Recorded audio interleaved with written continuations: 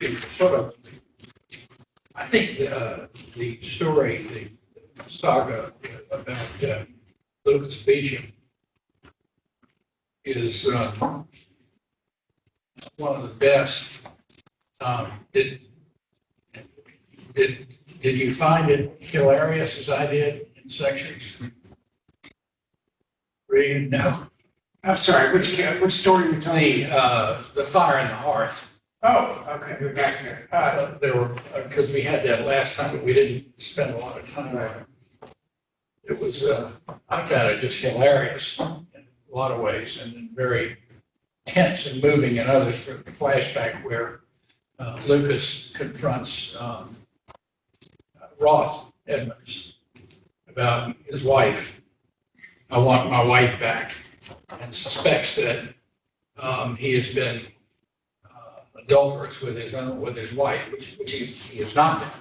But there's that the grasp of the past on Lucas and on others too tells him that this is what's going to happen when a black man's wife goes to live in a white man's home, even if it's just to take care of an infant.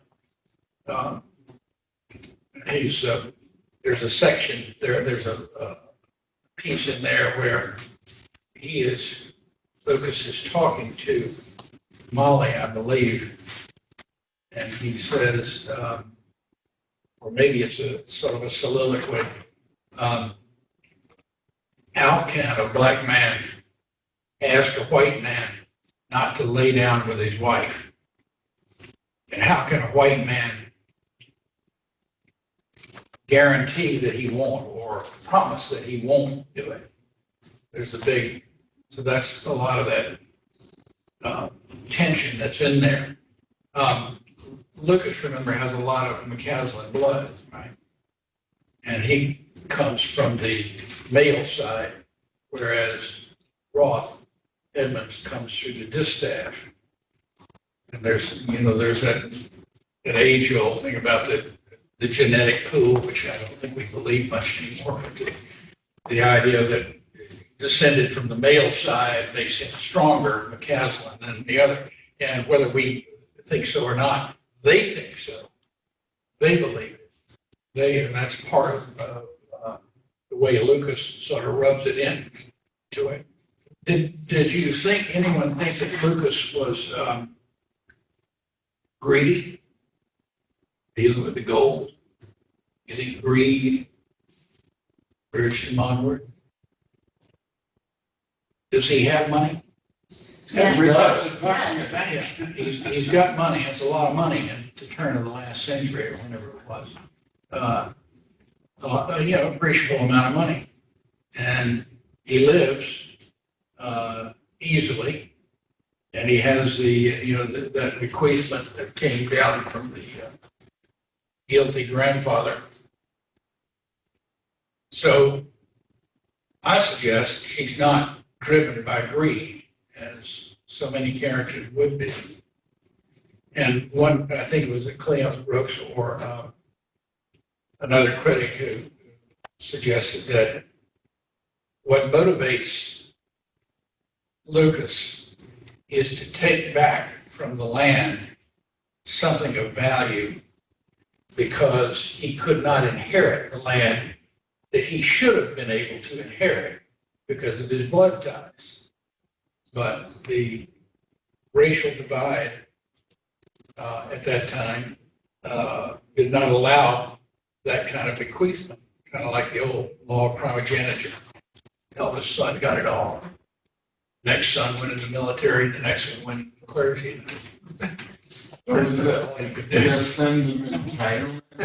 Yeah. And women were out of luck regardless of when they came along. Yeah. So, They were doing that. so I thought that made sense, what Clem Brooks said or wrote, that he wanted to accomplish his, not to get revenge, not to do harm to anybody, not even to show anybody up, or to say, so there, I got you. It's not a got you, it's just something that he is doing for himself, which is why I It say, rightfully is. yes, Yeah. morally, rightfully is, even though he can't claim it, he can't really get it. So, but that whole episode about chasing around after the gold, I thought was hilarious. Not because, and it's not Faulkner saying, look at these black people and how silly they are. That's not it at all. Who are the silliest? The salesman of the machine. Yeah, he's a salesman. You know, he got hoisted by his own petard. You know, Lucas never said anything. He put up the mule as collateral for the machine. Find out it was a stolen mule, and he drives at that guy. So lets that guy hang himself. That's what I was just laughing out loud. I don't usually laugh out loud reading stuff, but I was really chuckling on that one. And the way Lucas is very manipulative, but in a gentle way. I mean, this guy, the trick he played on that guy reminded me of the black sheep in my father's family. My Uncle Crawford Williams lived in the country where they didn't have any trash pickup. So once a week, he put the trash in a box, tie a big red ribbon around it, and put it out by the mailbox, and go into the woods. Pretty soon somebody, did I tell you, I already mentioned that. No. Somebody will come around, throw it in the trunk and drive off. So he didn't throw garbage in somebody's house. He just let the guy believe what he wanted to believe. Take off with Lucas. That's that. And then I started to really laugh when he told George to gave him $100 and said, or $50, go get silver dollars in this can. Did you guess what he was going to do with that? He's going to go in salty area, let that greedy salesman find just enough so that he would tear up the bill of sale or whatever it was on the mule, give him back his money and so on, and think he was going to cheat Lucas out of the gold.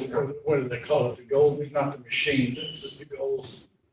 The metal detectors. Yeah, it was some sort of detector. And so the story, I think, as Faulkner designed it with regard to the novel and its relation to the other stories, is to present again the themes dealing with heritage, guilt, people being trapped in their past, and the relationship between blacks and whites, slaves and whites, or later free African Americans and whites. And I found Lucas to be very admirable. Did you feel that way or not? Yes, That he was, I mean, I think I liked him. he doesn't, you know, when he confronts Roth Edmonds, I get the names mixed up sometimes. Zach is Roth's son, right? He grows up with young Henry, who's Lucas's son, and then rejects him. They grow up sleeping in the same bed, eating the same table, and then about the time of puberty, I guess, the Edmonds boy, dismisses him. And doesn't, waves him off. It was a very cruel scene, I thought, that in there. So the themes of heritage and racial relations and the storytelling process, because we have some flashbacks in here, which is, we discussed that's the way often that we all tell stories. Start here and then go give the backdrop, give the preamble, and then get on with the beat of the story. So sometimes it's kind of hard to get into. Waz, of course, is not like that. He throws us right into the middle of medias res where we begin, and we don't know who he is. So this was something not experienced by him, but by That's on about Ike McCaslin, Uncle Ike. Isaac McCaslin is younger than Lucas. You know, we see him later in that novel, in the story Go Down Moses, and in the story The Old People. All right, so I'm random, a little bit random here. I'd love to talk more about that story, but we have to have some discipline here. Is there anything we need to wrap up with regard to Lucas and his wiles, the way that he goes about asserting himself? He doesn't hurt anybody. He doesn't insult anybody, except Roth when they're confronting. And maybe mixing it up, but didn't he try to kill Roth? Yeah, that was a flashback Okay. because when Molly, sorry, not Molly, yes, I'm sorry, Yeah, Molly. when Molly It's Molly. went to suckle both her own infant and the Edmonds infant, whose mother died in childbirth. That was what made Lucas think that the white man was forcing himself on his African American wife in the fashion of the old slave days when there was a lot of miscegenation. And I say a lot, I mean, it was very common. So I read. Did have one question, if I could, about Lucas. I was kind of intrigued by his part of his past, where he, even though he's generally an admirable guy, he's operating this skill apparently at one point. And there comes a point when he's asked, in effect, whether he's ever done this, and his response, as I recall, was, "Do you really want me to answer that question?" And he never does answer. That's about the two stills, you know. Right, the son-in-law, his prospective son-in-law, that's one. Is that, no, that ain't mine. Yeah. What about the other one? Do you really want me to answer that? No.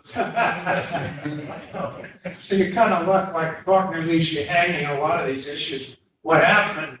What would he have said? He owned up to it or not? And they have those machinations in there where the so the law or legal precedent or the process, this, that, and the other, and who owns this, whether something is enforceable or not. And in some other Faulkner stories, you'll find that one of the reasons that the women are the only ones that can get anything done is that the white men are so entwined in legal precedent and protocols and the way things are supposed to work out, and they get all balled up in what you can and cannot do legally or morally or something, whereas the women will get out and just get it done, you know, whatever needs to be done. The Unvanquished is a good one to look at for that, especially for that. And So- those that survive. So Bev, I feel like the key words that you gave us about heritage, guilt, race relations, what you were just talking about, I think also leads us to integrity and honorable behaviors within the system, which is perfect for barn burning, because all of those keywords are part of barn burning. Yes, good point. Maybe that's a good segue. Thank you for bringing us out of this story. There's more and more to go, and I just indulge myself. So if we leap forward into barn burning, not part of the Go Down Moses saga, but very much the introduction of the Snopes clan and in this case, Abner Snopes. And that was the, well, I'm talking too much. What do you all think? What do you think of Abner? Is he related to Slim's? Yes, Okay. they're all part of that white trash clan Yeah. that lives up in the Frenchman's Bend area of that Yakutat mountain that Faulkner drew up. And I think most of them are not evil, but they reproduce like cockroaches. They're just everywhere. They're just seething and working in. And this was sort of part of what came out of during the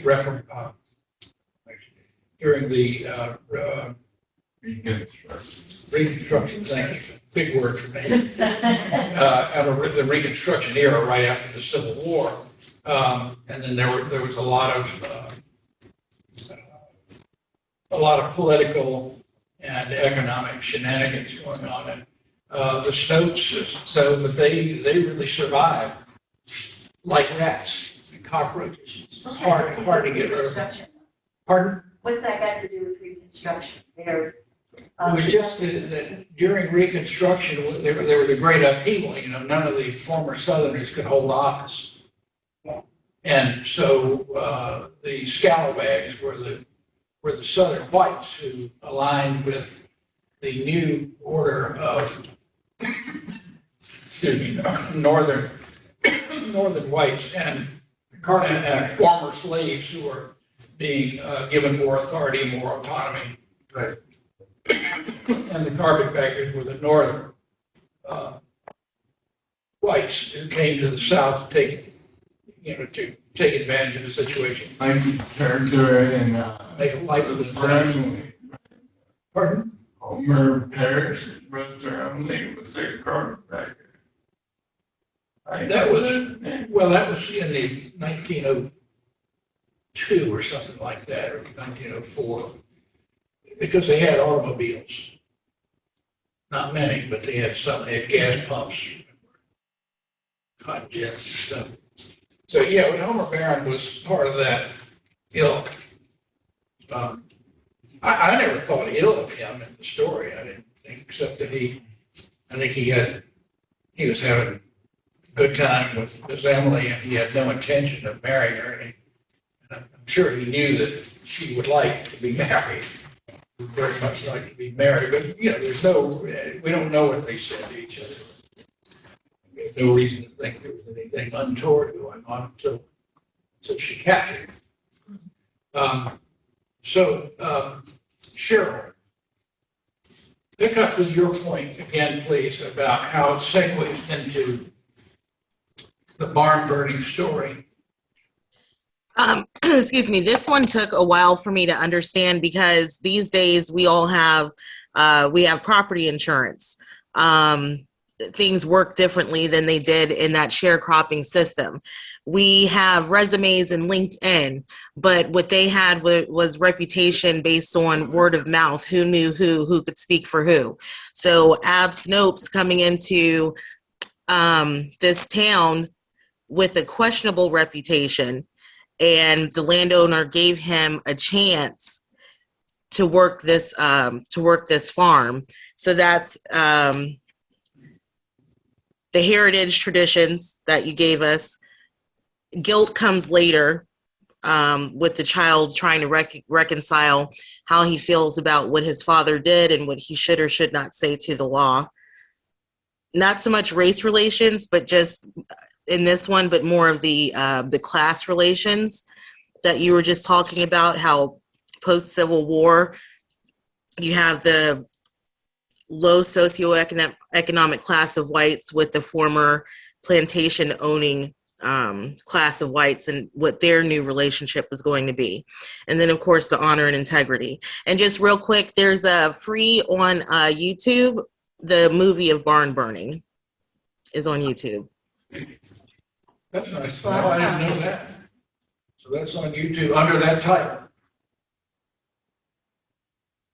You're muted. Lost her. You're muted, Cheryl.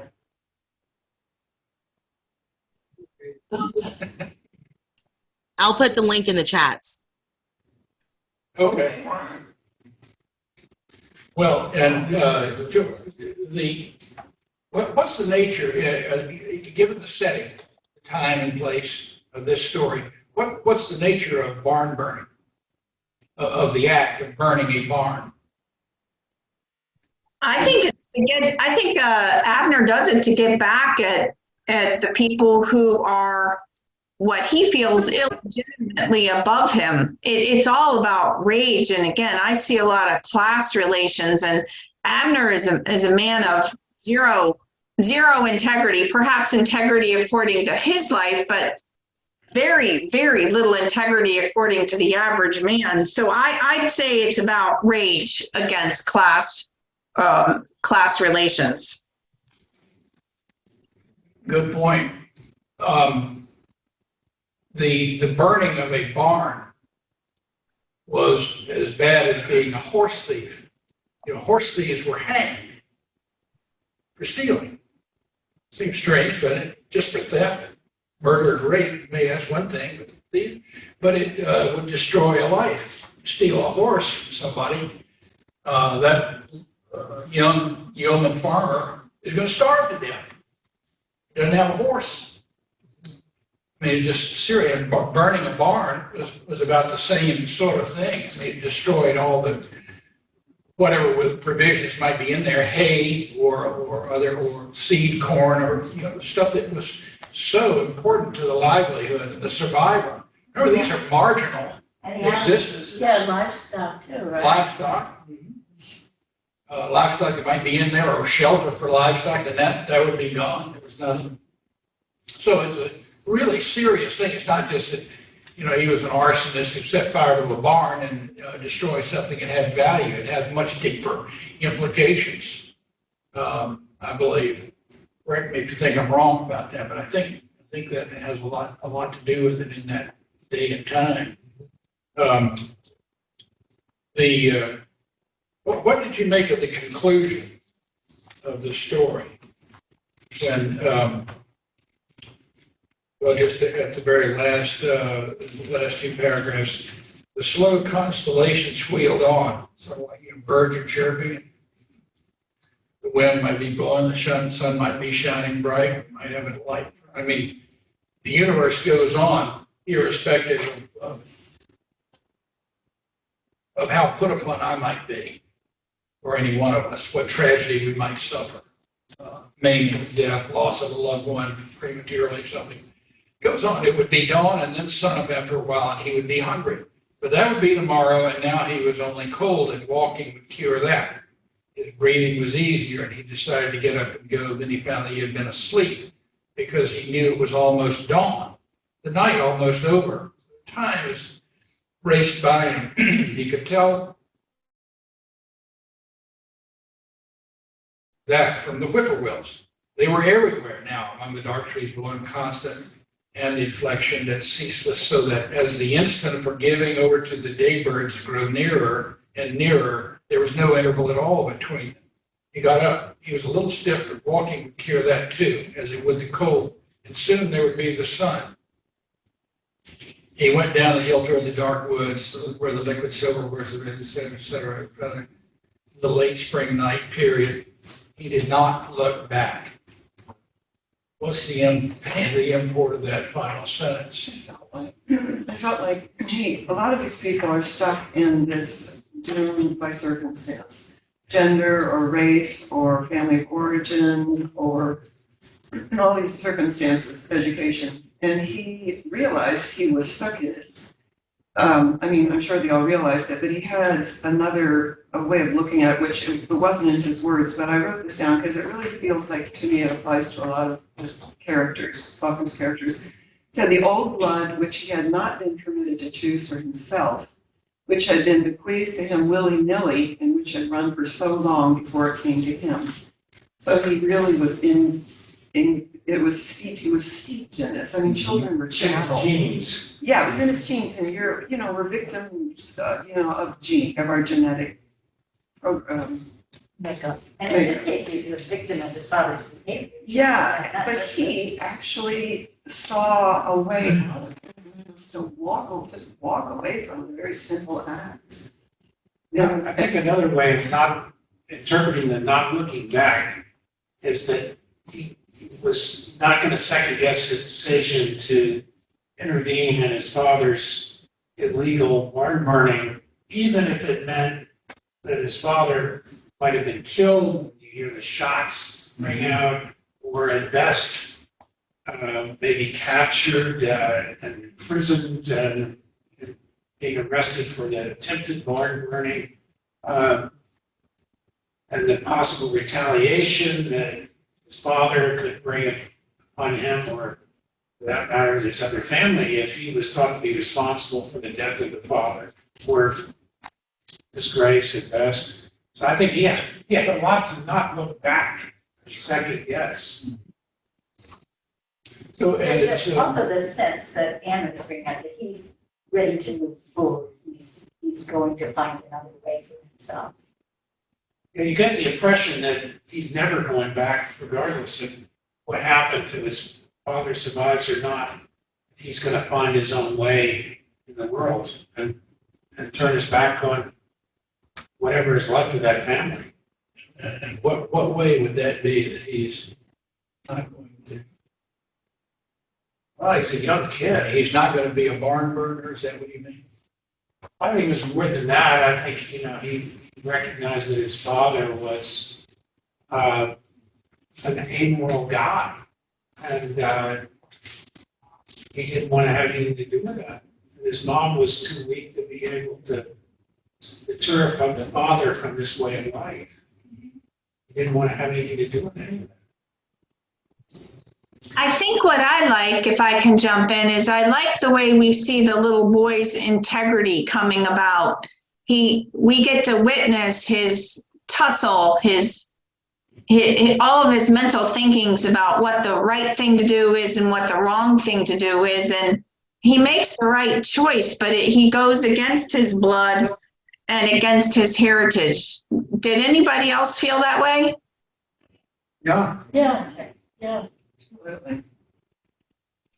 Whereas back in the one that we just finished, Nat chooses against her blood, her father, and aligns herself with George Wilkins. Mm-hmm. Yeah, that's again part of what I think is so humorous.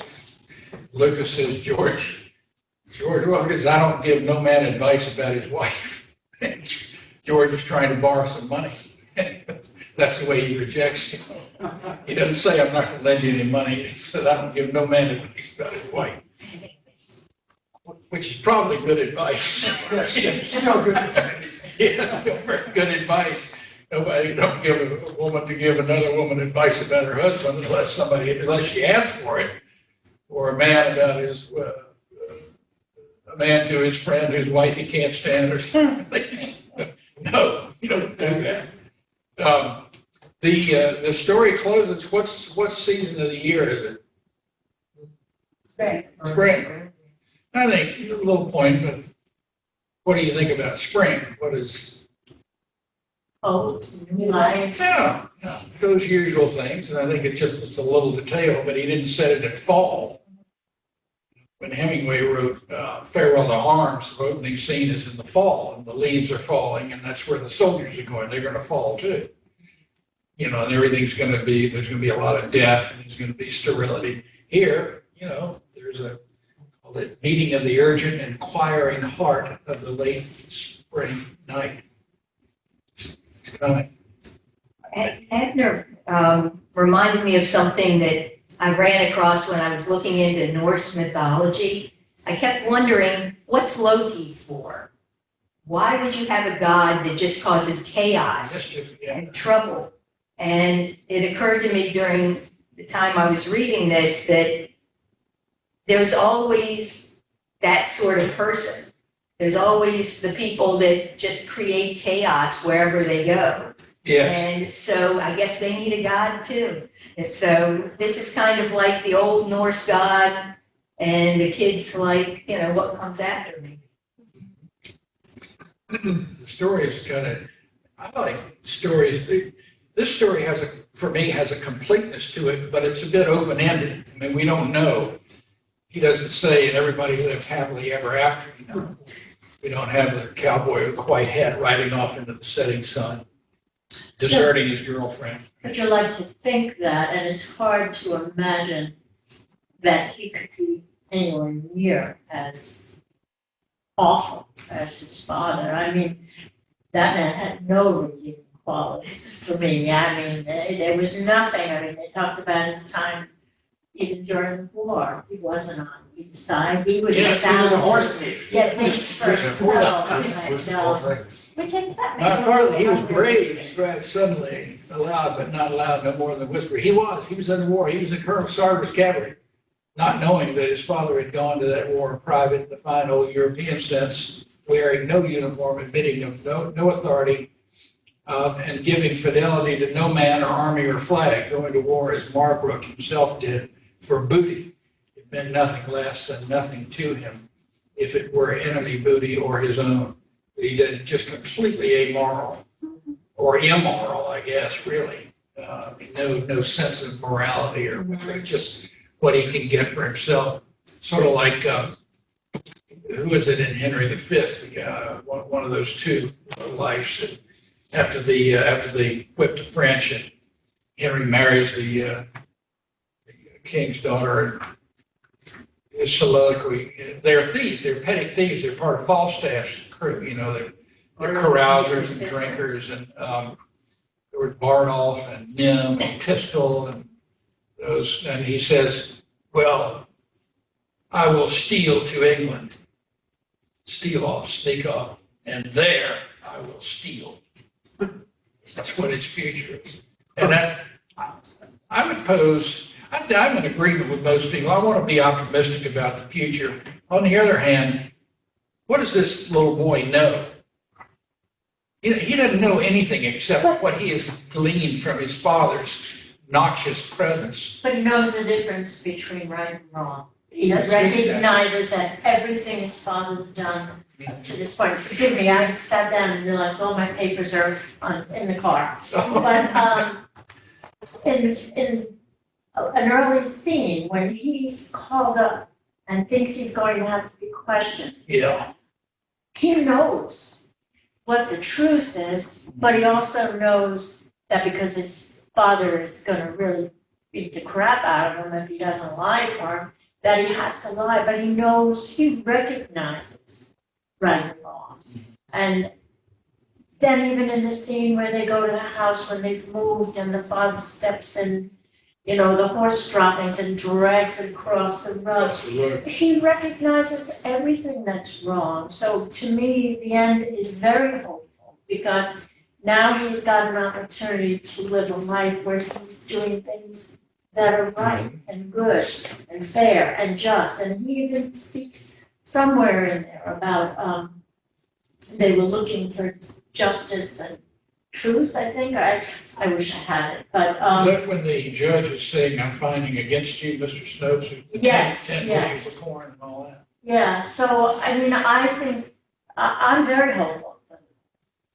Made me wonder, because where did this boy learn this? Certainly not from his father. No, and Oh, we don't know anything about the mother. and the brother seems to be talking. His mother tried to stop the father from doing some of these deeds, but that she was not strong enough to pull that off. So she must be the one who has instilled what's the difference between truth and lying. But she didn't pass it on to her other son or the two daughters. I didn't get that impression. I mean, this boy didn't fit in at all. Maybe it doesn't have to do with morality so much as he can see that it doesn't work out. Because his family's not getting anywhere using that method. Good point. Yeah, that's true. Yeah. Maybe he's tired of hitting his head So against he's the wall. just very practical. Just pragmatic. This is not working, I'm out of here. I'd like to think it was something different. I don't know. Well, the story has breadth that allows for a lot of, Interpretation. yeah, a lot that, and though views may be contrary, they're not, I believe, they're not contradictory. Because we can't finally know I mean, this is not a fairy tale, or an allegory where every character represents a certain virtue or vice or something. So, But I think one of the problems is though that the father is just representative. I mean, there are rarely people who are so purely evil. People are recovered. Yes, there are people who spread chaos, but much of it's not on purpose. Whereas he's just truly only evil. And I don't think there are a lot of people in the world who are. Doesn't take many. Yeah, that's true. That's true. Doesn't take many. One One's person too can many. create a lot of chaos. No, but Well- he presumably loves his children. So, I mean, there are, yeah, he has some relationship with his children. Depends on which family you're He's talking thinking, about. Yeah. yeah. I don't think of him as loving them at all. I think of him as thinking of them as his property. I don't know. The Yeah, we Abner talked and his children. about- exactly. But I think in real life, even evil people are likely to have some allegiance to their children. Yeah, allegiance, yeah, I'd say, yeah. But whether you can call it, I just think he's unbelievable. But there are purely evil people. I mean, history's full of them, and we only know mostly about the ones who managed to do a whole lot of harm, but for every one of those, there are a lot of minor people. But the sensational ones, the ones we hear about, the serial The murderers. Hitlers, you hear about, Hitlers, like, yeah, right. like the horse thieves from 100 years ago, nobody remembers. Well, certainly Shakespeare's Iago in Othello was a really truly evil guy and always goading, trying to cause mischief and trouble. He's worse than Machiavelli. I think characters are not only more interesting, but more realistic when there's tension in their characters. I feel lucky not to know anybody I think is purely evil. And I know a lot of people with bad habits. So the thing with Ab Snopes, if you want to further explore his character in The Unvanquished, the novel that Bev mentioned, and I'm not going to put any spoilers in here, but how Ab affects the relationship between one of the most beloved characters in Faulkner's writing, Granny Rosa Millard. That's a good way to go. But I really liked how you guys are talking about, does Ab love his children, or is it a sense of duty, like just plain old like that duty, allegiance, this is what I'm supposed to do? Again, going back to Bev and heritage being the first key word that he gave us. But with him, I only see that he thinks they owe him stuff. I don't see him thinking that he has any obligation to them. Where do you see that? In a parent's duty to provide clothing and shelter for their children. But in all of his actions, his reckless actions, like a Loki type, the family ends up having to clean up his mess. He purposely walked through the horse droppings because he knew he wouldn't be admitted to the house like a better class white person. But his daughters had to clean up that mess for him. He doesn't care. He still behaves recklessly, but at the same time, he'll make sure that they get to a new sharecropping situation so that they have shelter and food. And then the finishing touch on that carpet was that they used lye, right, which ruined it. Used lye. I think it was intentional. I think he knew enough. I think he. Can't prove it from the text, but I just think that this guy is capable of the most low-life kinds of deeds. Yeah. So what else about this story? The setting of it, we know finally it's in the springtime, because this doesn't span a long time. And there are courtroom scenes, and then there are scenes in the outdoors. In the beginning, when I look at the story, if I were in the classroom with high school students, I'd always try to ask them to take a look at the first paragraph after read the story. What does the first paragraph indicate that you now know? How does it hint at what's going to come? The first thing that we know is the store in which the justice, it's not in the courthouse, it's in a store. So, you know, right away, it's rural, like where the circuit barber comes every Thursday, you know. People gather to watch haircuts, you know, because life is so boring, that's a big deal. So, T-Score was smelled of cheese. The boy was he knew he smelled cheese. What else they smell? It's not other stuff, you know, it must be, tells me this boy's probably pretty hungry. He probably doesn't get much food. That's a big deal, but it sets the part of the backdrop for the deprived, marginal existence that this boy and his family lead, because he's got really is a ne'er-do-well father who's evil-minded, selfish. There's not much indication in there that the father really cares about the boy more than that he's just sort of part of the family. You know, I wonder if a couple of hundred years ago, rural agricultural farmers wanted to have a lot of sons because they could stand to work in the fields. And they didn't want to have daughters. It wasn't about being misogynistic or anything. It was a matter of economics, I think. And The girls kept the chickens and collected the eggs. They certainly did. And cooked for them, and it was very firmly divided between what his sons and his daughters would do. But I think the daughters had a big role. They wouldn't have gotten very far without them. True. If they didn't have any crops, they wouldn't have anything. That was the main. We got to have it.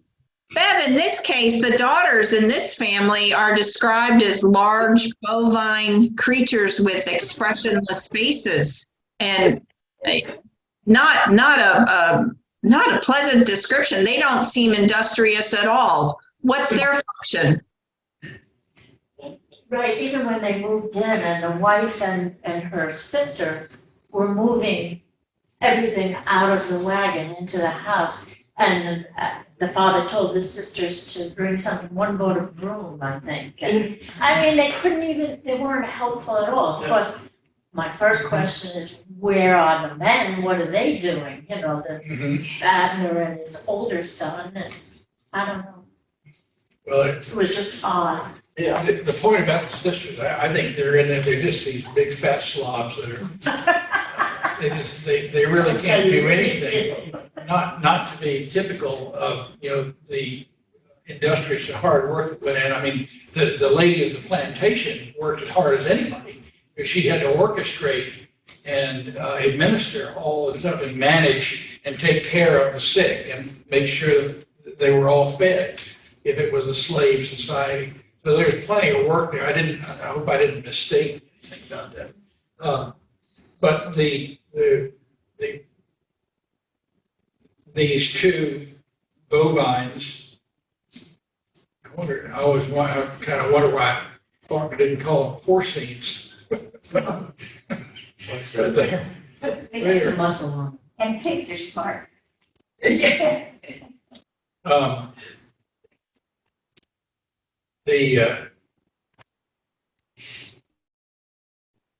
Well, let's say abruptly, let's try to get something on that evening sun.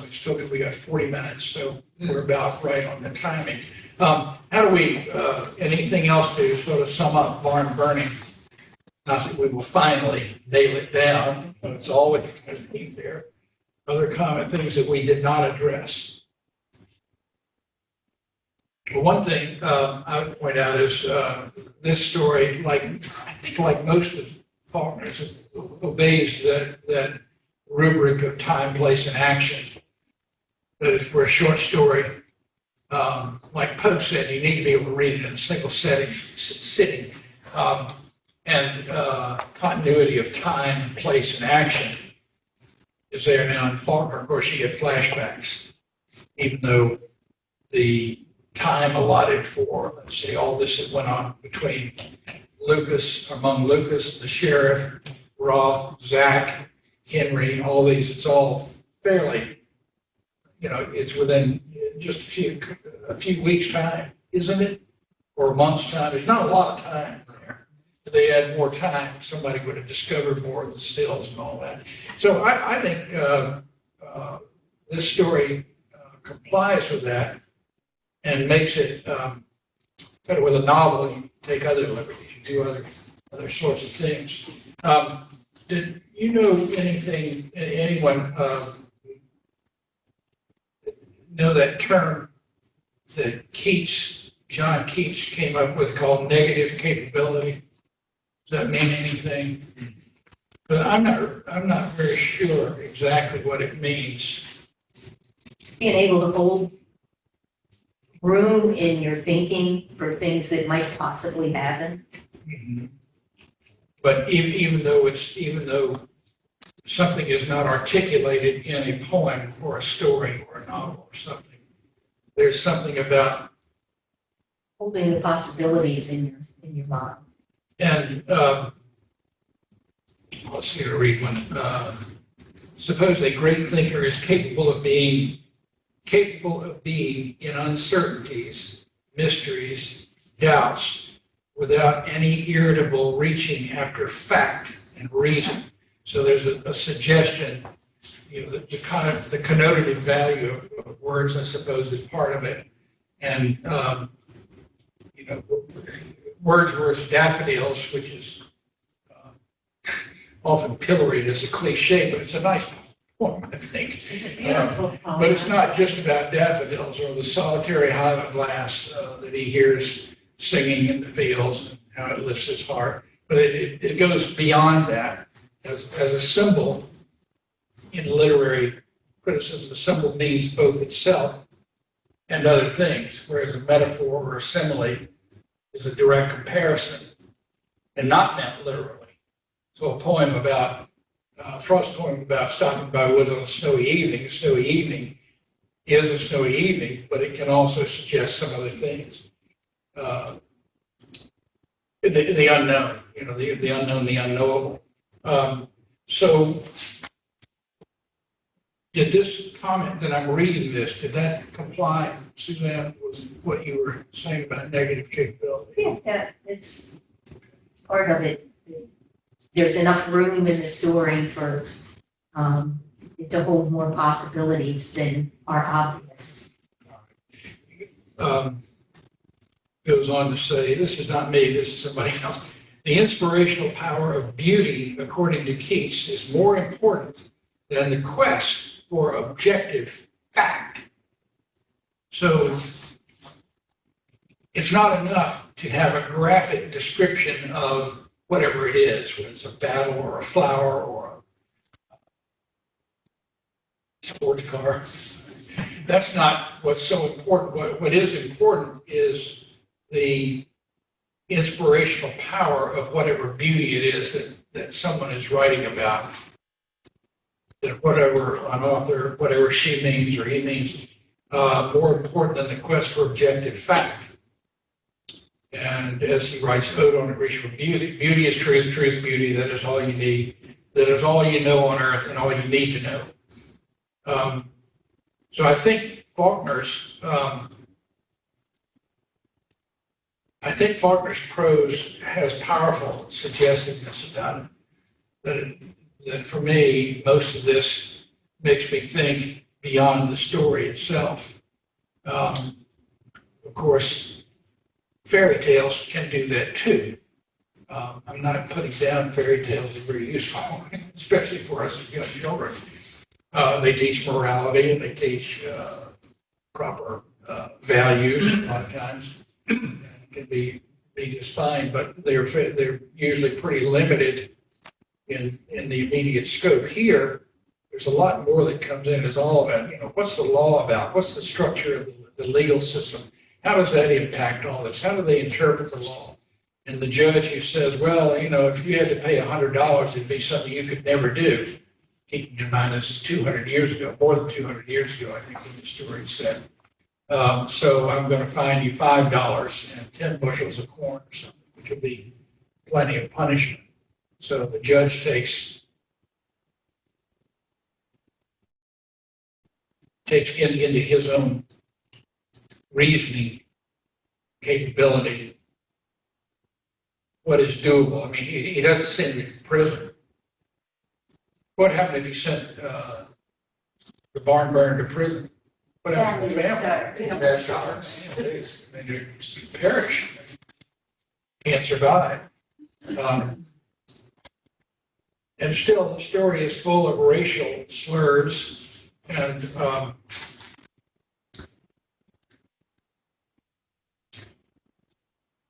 even though it's not focused on African Americans, and African Americans in this story don't suffer a lot. It's Major to Spain and the other white people who are so put out with what has happened. So if the people cannot escape their past, then that is a little bit contrary to the idea that everything's going to be okay for this kid. That he's going to move forward. He's going to be okay. He's going to do the right thing. Oh, I don't know. He doesn't know anything except the wrong thing, by example. Well, he doesn't have any privileges that will help him along the way.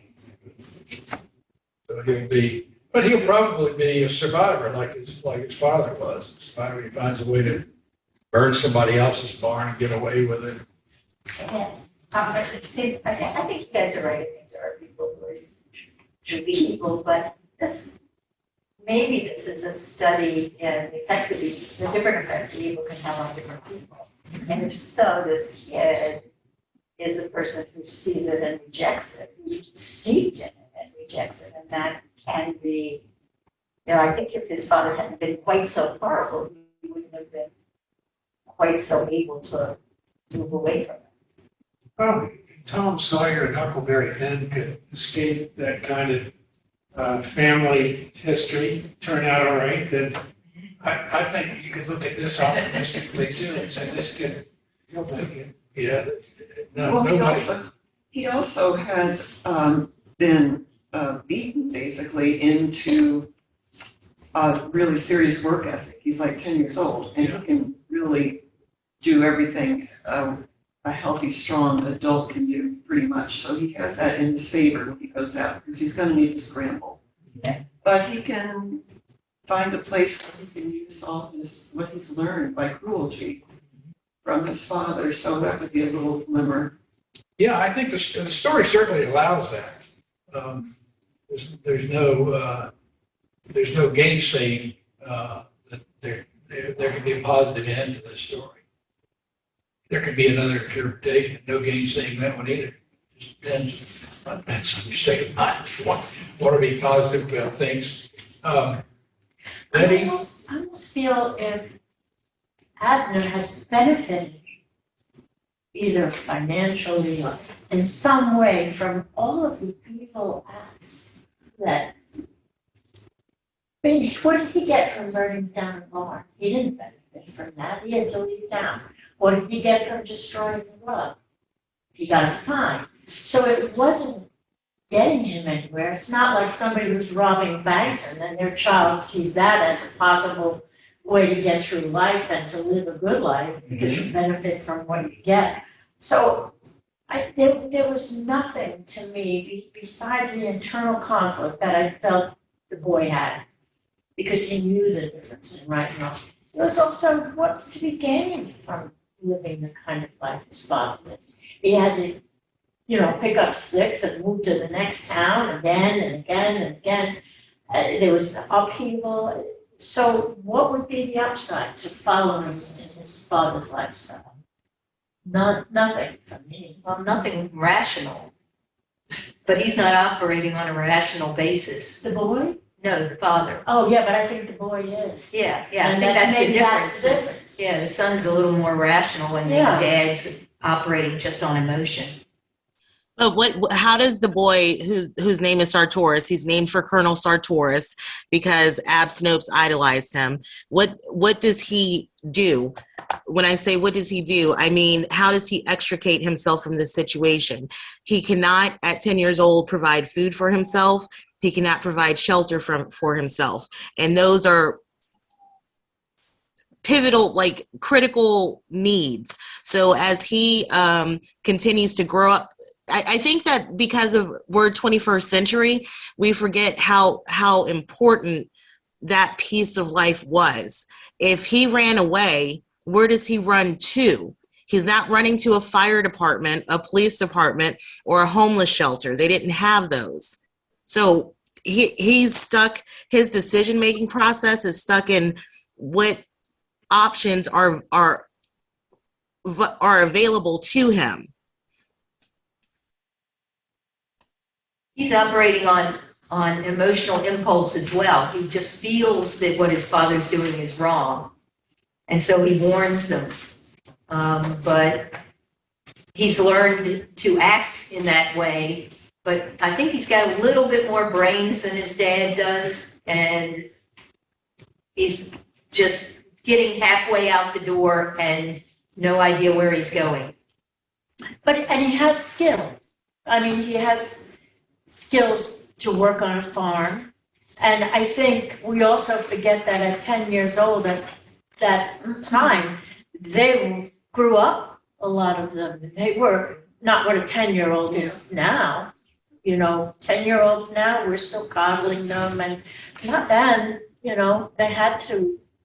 We had a lot of orphans who had to make their own way too. So this was during the Great Depression. So if he runs away to another sharecropping farm, is that family going to be able to financially take in this unknown strange child? It's the Great Depression. I think what the little boy has, and it's mentioned several times, is he has the ability to assess other people's characters. He assessed the judge as a kindly man. He assessed the family who lived in the big white house as good people. That is what he has going in his favor, and he's going to have to capitalize on that quickly to make sure that he eats and survives in a healthy manner. That's a good point, I think. I think back to the point about there being such a thing as pure evil. I think his father is evil personified. I mean, he does so many gratuitous, ugly things, like the dung on the rug and then intentionally ruining the rug by washing it with lye, knowing it would ruin it. And then what does he say? That's what I was looking for here. He said, those two bovines are picking up the rug. He says, if I thought enough of a rug to have to get it all the way from France, I wouldn't keep it where folks coming in would have to tromp on it. So in order to sort of serve you right. Right. You said something about him being pure evil, and that's to me a one-dimensional person.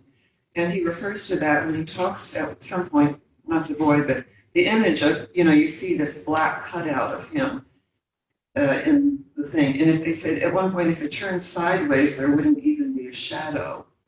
Because that black thing, he's so thin that this is the one dimensional, he's just got these two sides. Well, that's pretty rich, yeah. One-dimensional, two-dimensional characters, no depth Yeah, no depth. whatsoever, no three-dimensional qualities. The satisfaction that comes to this evil man is the satisfaction of trying to slake his seething resentment for what he is by trying to get back at those who have more than he has. I mean, we're not talking about anybody here who's filthy rich, are we? We're not talking about great American industrialists, but we're talking about people who were well off because they had a lot of land. Major to Spain or whoever else is in there, they had land was wealth. It's an agrarian society. You had land and you had crops or cotton or whatever it was. So all he can do is that. And I don't think he's a tragic figure, but there is a tragedy in that he can't recognize that everything that he does just makes the world collapse around him. So in a sense, the adult, he can't help him, doesn't know how to help himself. He's so angry and resentful and seething with hatred for his own situation that he can't find a way out. That's much like, reminds me of Red Sound of the Fury. Jason Thompson is just a despicable human being, and he's that way. When you get to his section, he's always blaming the New York Jews for his failure, the failure of his stock investments to make any progress. Blaming somebody else for everything and cussing his luck at every turn and doing really ugly things to people. For instance, indulge me a second, when he has 2 tickets to the circus worth a nickel apiece, and there's a little African-American boy there, part of the household. And he says, Miss Jason, let me have one of those tickets. And he said, well, do you have a nickel? No, Miss Jason, I ain't got no nickel. Too bad. Puts one in the fire. I said, no, don't do that. Let me have the ass. Well, you got a nickel? No nickel? Too bad. Just gratuitously burns them up. I mean, it's just an infuriating, just gratuitously cruel thing to do. He didn't strike the boy or anything, but it was just so ugly, just so awful. I think that's the kind of thing this man's capable of. And if the boy escapes, there you go. And there can be an escape. It may not be completely successful, and he's going to make some mistakes. He's probably going to hurt somebody's feelings some way or another. Certainly none of us have ever done that. Okay, that evening sun. Quick notes. Darkness, the unknown, the unknowable, fear, irrationality. Storytelling by Nancy. Little Jason's petulance. And is the spirit of Jesus, Nancy's husband, is that spirit palatable? She senses throughout the story that I know he's there, I can feel it, that he's around. So I throw those things out, and at the beginning of our session, I guess it was you, Suzanne, who asked about the title from the spiritual, that evening sun go down.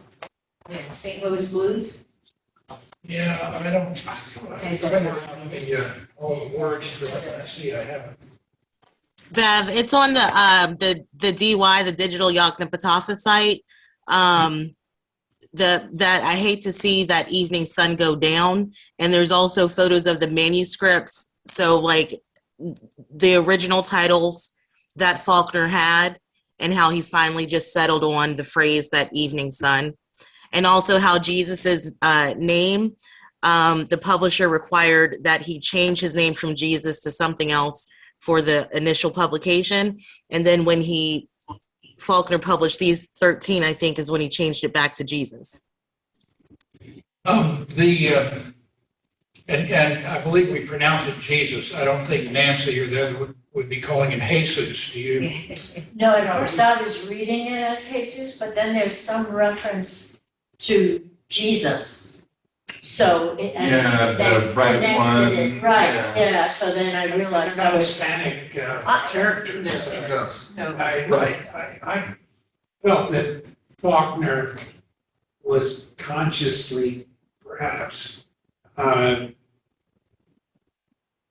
telling us that Christianity had failed Nancy. It wasn't just a guy named Jesus who was her husband, presumably, but that here this poor woman is fearing for her life. Jesus is not only helping her, he's coming to kill her.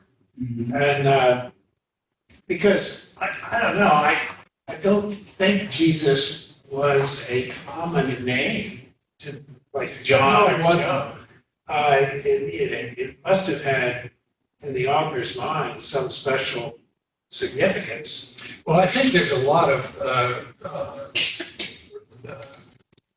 there's a lot of analogy that goes to scripture and religion, historical Christianity in here. Although I don't think that Faulkner, again, it's not an allegory. It is a short story and a really good one, I think, really powerful story. But Jesus is, again, he's the embodiment of evil as far as we can tell. As far as I can tell, my to this poor woman. he's terrible. But why is it that he is so angry with Nancy? She's pregnant with another man's child. No, well, he Which they think We're sleeping with the sheriff. Stovall. What has Stovall got to do with all this? Fairly early in the story, where I've got here, about the fourth or fifth paragraph, when the kids are throwing rocks at the house to ask her to come out and do this, that, and the other. It said, so he thought it was whiskey until that day they arrested her again and they were taking her to jail and they passed Mr. Stovall. He was the cashier in the bank and a deacon in the Baptist church. And Nancy began to say, when you gonna pay me, white man? When you gonna pay me, white man? Been 3 times now since you paid me. Paid me a cent. Mr. Stovall knocked her down, but she kept on saying, when you going to pay me, white man? It's been 3 times now since, until Mr. Stovall kicked her in the mouth with his heel and the marshal caught Stovall back and Nancy lying in the street laughing. She turned her head and spat out some blood and teeth and said, it's been 3 times now since he paid me a cent. the deacon of the church again. There's the church letting down Nancy in both ways. Her husband lets her down and is going to kill her, and the deacon has impregnated her, and not even paid her for the privilege. Yeah. Right below that, her belly already swelling out a little, like a little balloon. And then after that, there's this sort of confrontation between her and Jesus in the kitchen, in the Compson kitchen.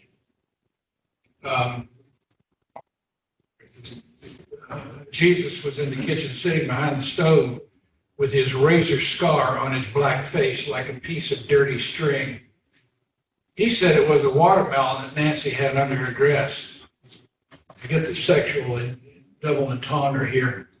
It never come off your vine, though, Nancy said. Off of what vine? Caddy said. I could cut down the vine. It did come off, Jesus said. What makes you want to talk like that before these children, Nancy said. Why don't you go in and go to work? You done that? You want Mr. Jason to catch you hanging around the kitchen talking that way before these children? Talking what way, Caddy says. What vine? I can't hang around a white man's kitchen, Jesus said. A white man can hang around mine. White man can come in my house, but I can't stop him. If a white man want to come in my house, I ain't got no house. I can't stop him, but he can't kick me out in it. He can't do that. So he's aware of what's happened between Stovall and Nancy, and that she's carrying Stovall's child. So does he have some reason to be resentful? He should be going after Stovall. Yeah, we don't know why Nancy would have allowed this to happen. It wasn't rape, was it?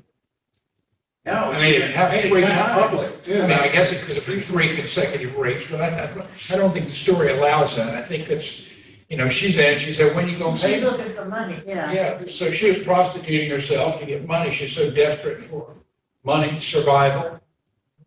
which is, of course, the reason for the oldest profession. I think that's accurate. The oldest soldiering is the oldest profession, isn't it? Really? Kind of went hand in hand. And then the prostitutes followed the camps. So they were not the oldest professionals. But here we've got just an awful situation for Nancy. So what about the unknown and darkness? You know, a lot of this is set in darkness, this story. I mean, the sun goes down. What happens when the sun goes down? There's a lot of negative capability there. We don't know if the murderous Jesus is laying in the ditch waiting to kill her, or whether she's just driven herself crazy worrying about it, among other things. He has a reason for being resentful. Yeah. And Mr. Thompson knows it and tells Nancy, if you behave yourself, you know, this wouldn't have happened or something like that. But so he doesn't have much, I mean, he's trying to be, in his own way, I think, trying to be somewhat sensitive to Nancy, but Only he as long can't as put up with her. Only as long as she's there for him to work for him. As soon as Dilsey comes back, he tells her, don't worry about it, it's gonna be fine, you're just imagining. Yeah, don't worry about it, and don't bother me about it. It was the message I got, the unwritten message. Don't bother me. Do what you're supposed to do here, cook the meals. Quit bitching. Well, at the end, he just leaves her there. She's not coming back. The other lady is back. So they don't But need. Dilsey is the woman who raises the Compton children. Nancy comes in to cook.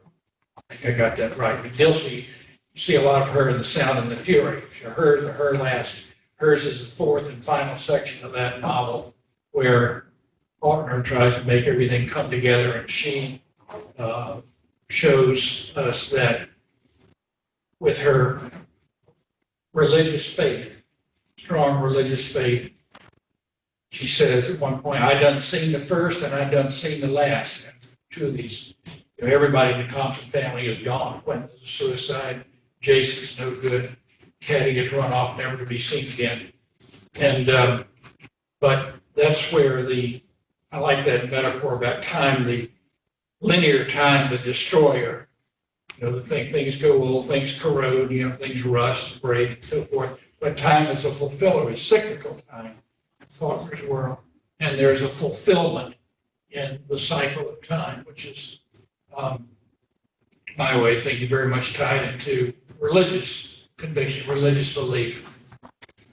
Yeah, what is there conventional thinking about the title Go Down Moses? I mean, you mentioned there are religious themes interwoven in all these stories. And you can find, but Go down, Moses, set my people free. so is that meant to be a reference to the spiritual song, or is there something in the Bible about Moses, or is there? I'm not sure what Faulkner ever said about it. Well, I have a comment on that. What do you all think? Somebody else? Well, it comes from, I think, when he obviously is consciously invoking that illusion for what value is there. And this is much about people not being free. And my first thought is about slaves. Okay. But it ain't just slaves. A lot of white people that aren't free, right, trapped in their own past. And that's sort of a double entendre, but I think the obvious first allusion is to The slaves. the slaves when Moses approached Pharaoh and kept telling him, you have to set my people, you know, the Jews free. You have to set the Hebrews free. You've enslaved them and you have to set Maybe them free. Faulkner's way of telling the people of Mississippi or whoever else might read his prose that emancipation was not the only problem in setting my people free. There were After all, a lot of these stories took place post-emancipation. Oh, yeah, there was a whole lot of getting used to. And there was a lot of resentment by his characters and by real historical people. A lot of resentment about the intrusion of the North after the war to come in and set things straight, tell people, how to do. There was martial law, wasn't there, for a few years anyway. And that's probably about the only thing that Andrew Johnson could do to make sure that there was some order. But it was kind of like a Pyrrhic victory. It wasn't, it didn't really work very well. It didn't bring things back around. And it was only with what I read, only with the end of Reconstruction that the economy of the agrarian South could blossom again. I mean, they needed it. Just incidentally, I was reading something by Victor Davis Hanson the other day about the renaming of all the forts that are named after the Confederate generals, and I had wondered about that years ago. And the answer is pretty obvious. When the United States needed men and arms and places to train, they needed warm climate, and they needed the men of the South to come in. So, here's your quid pro quo. We're going to name all these forts after your Southern generals, after the Confederate generals, and get the emotional appeal. And so this will make things come around. And it worked. And I've always wondered about that. I don't know if it occurred to you. So now we're going to rename them, which is, I don't have a feeling about that one way or another, I guess. Perhaps in 2023, we have a better understanding of what we're glorifying when we use these names as monuments and memorials that are supposed to, a monument or a memorial to represent the best of society. And I am a huge fan of Civil War studies. Robert E. Lee, Stonewall Jackson, I study them a lot, but I'm not going to glorify their social position, their political position during the Civil War. But so this whole climate in A Rose for Emily, there was something about how the mayor or whoever was excusing Emily's taxes was also the same man who required that Negro women appear on the streets in aprons. So there's like that, the duality of like, you're an honorable man, but you're still making this group of people behave in a completely subservient way. And so when Jesus has that scar that's like a string, it makes me think of a marionette. You only have so much control of your life because it's being pulled, structured, dictated by someone else. And then again, like applauding Faulkner and Virginia Woolf and like these other people who are writing about psychological responses to the world around them before we had a DSM. Imagine Nancy being hit by a white man in the middle of the street, and there are no consequences for that. That solidifies in her self-perception when she laments, I'm just a Negro. That's what she is. She is a Negro who it is permissible to beat, to hit. And then even in her despair, in her jail cell, when she tries to kill herself, she is beaten for trying to kill herself. This is a horrible situation. Her situation went from bad to worse. I think that's why she wanted to have the kids come save her, because you need a white presence. But they to keep Jesus away, she kept saying like, no Negro's gonna keep Jesus away. I need white people to keep away for me. And she's scared of the dark too. Yeah. That's why I was mentioning that what's the significance of darkness when the sun goes down? Well, we don't see very well, do we?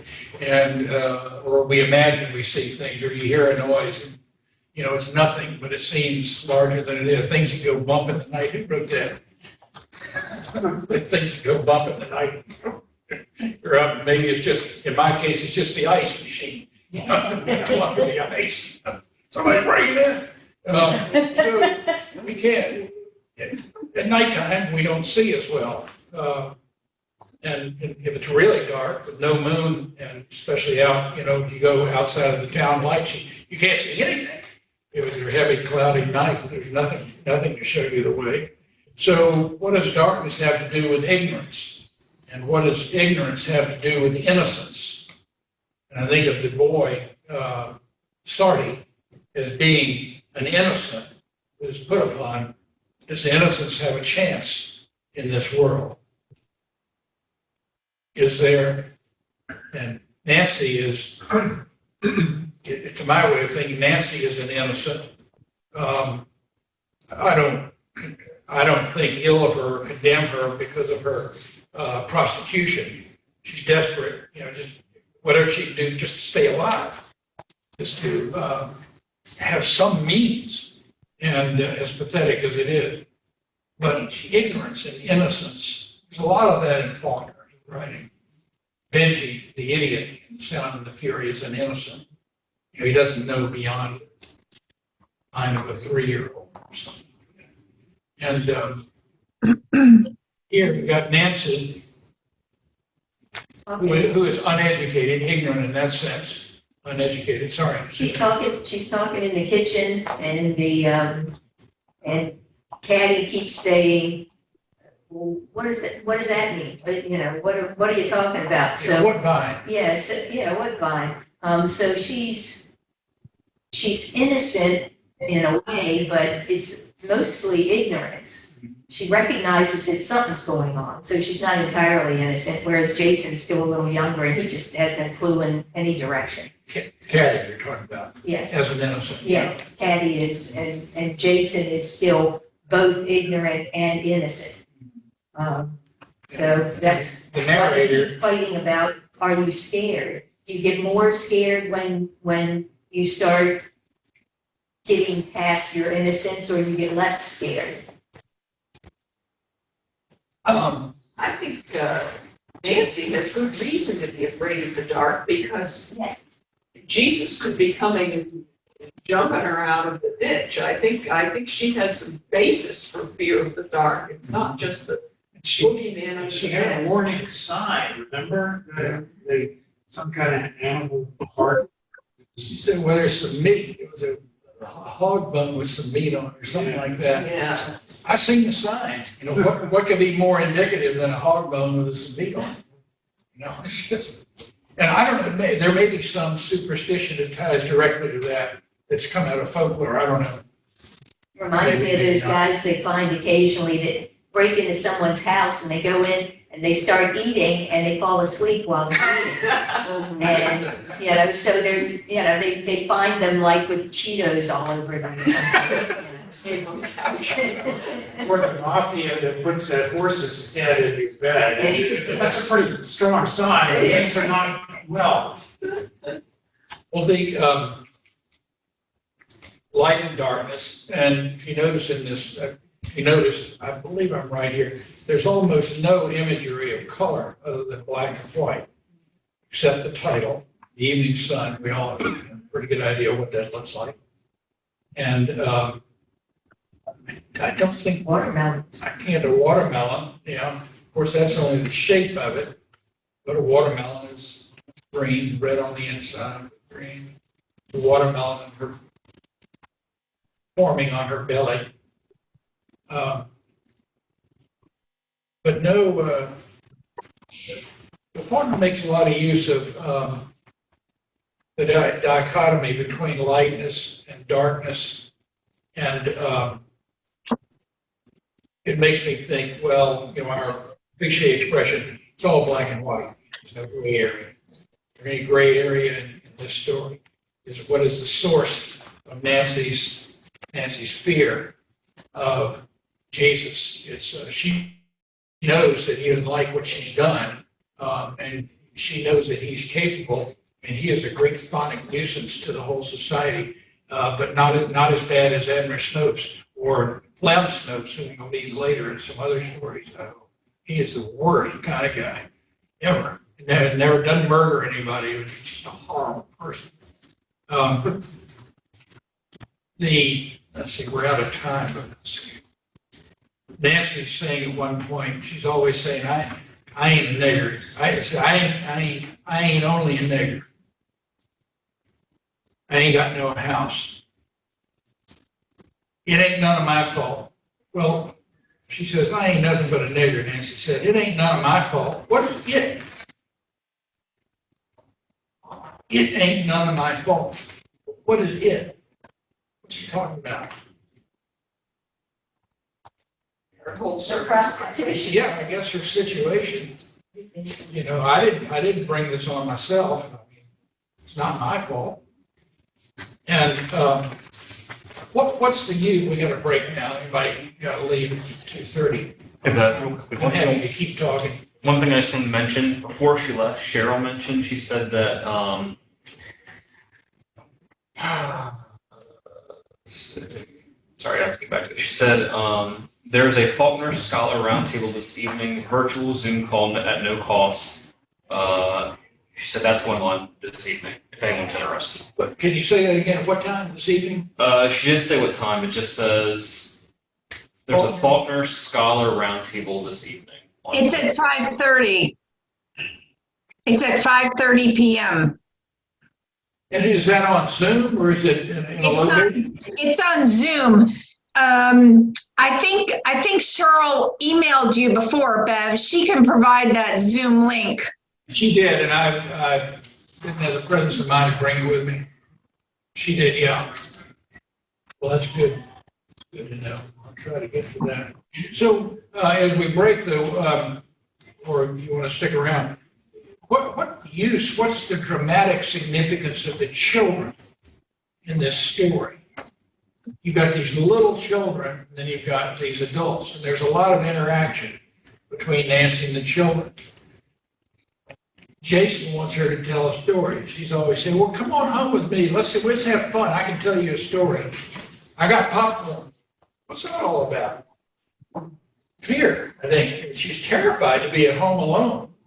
And knows, as somebody has pointed out, if these white kids are there, their father won't be far away. And that will be a warning to Jesus to stay away. And then she wants to spend the night at the Thompson house.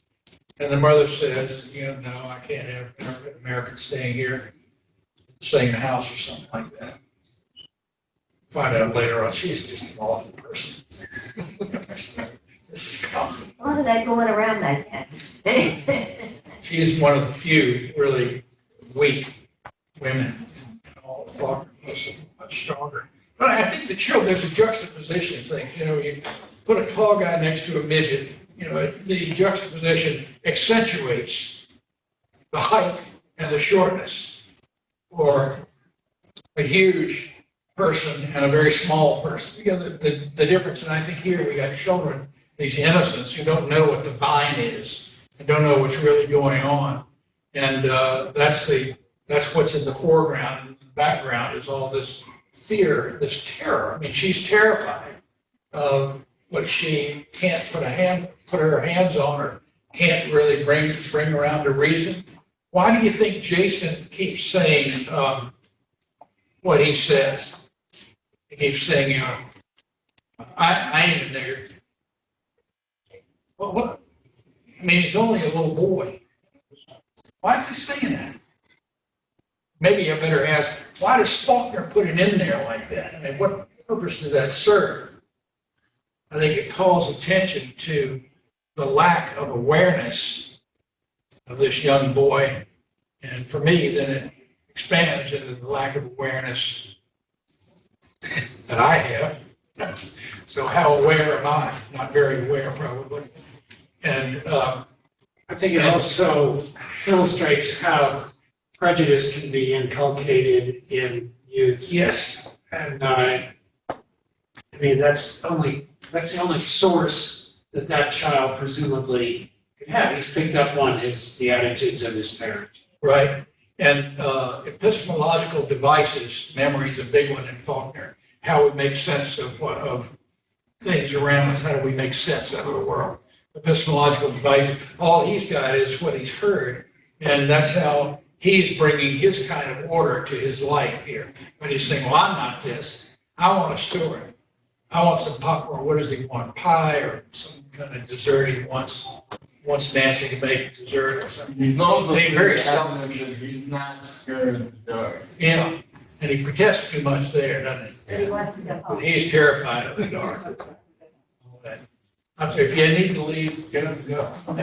I certainly have enjoyed this, and Very nice. let me know if there are other, if there's consideration, you have to go. You're gonna do another series, let us know. Well, okay, I'll do send an email and see what he might be interested in. Do you ever do Shakespeare?